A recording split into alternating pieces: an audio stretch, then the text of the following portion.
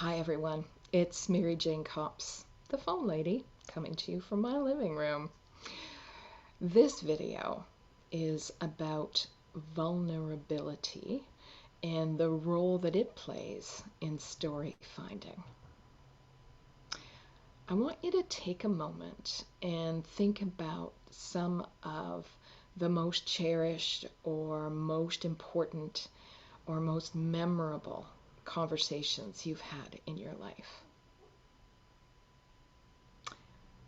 You were likely vulnerable in that conversation. When we have conversations with family members, with friends, even with colleagues that we trust, we let down our guard and we share things and talk about things that can make us vulnerable, that do make us vulnerable. But we're counting on that other person to respect or acknowledge that vulnerability and have a great discussion or conversation with us. I'm pretty sure that's sometimes gone sideways on you. It's certainly gone sideways on me. My dearest friend of almost 40 years, we can count probably just on one hand, but we've definitely had conversations where one of us was vulnerable and the other person's reaction didn't respect that. Either we were too opinionated or we didn't hear each other clearly. Something went sideways and somebody got hurt. But we dug out of that and we moved on, and we're still fabulous friends.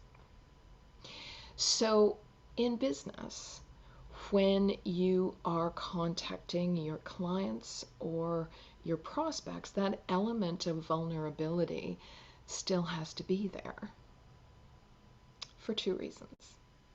One, if you are trusting enough to be vulnerable, then the client, the prospect, will start to trust you. When we trust first, the opportunity for them to trust us increases. Absolutely. But the other reason is, in order to really serve a client or a prospect, we want to know as much about their story as possible. So we really want to be able to be comfortable working without a script, working without a plan. And that makes us vulnerable. So when we ask an open-ended question, for example, the answer could be anything. We don't know ahead of time. We take some good guesses, right? We've been to their website, we've done some research, etc. So we take some good guesses. But we really don't know what the answer is going to be. And in that moment, we're vulnerable. Because whatever they say, we want to be able to continue the conversation. So we've got to be able to improvise and think on our feet.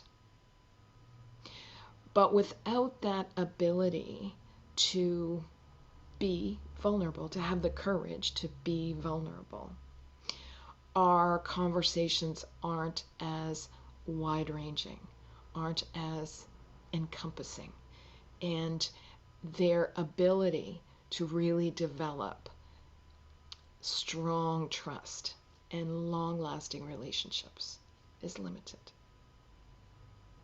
So vulnerability is a valuable skill to have when you're creating conversation with your prospects and your customers, and it's an essential part of story finding. Thanks for listening, and I'll see you again soon.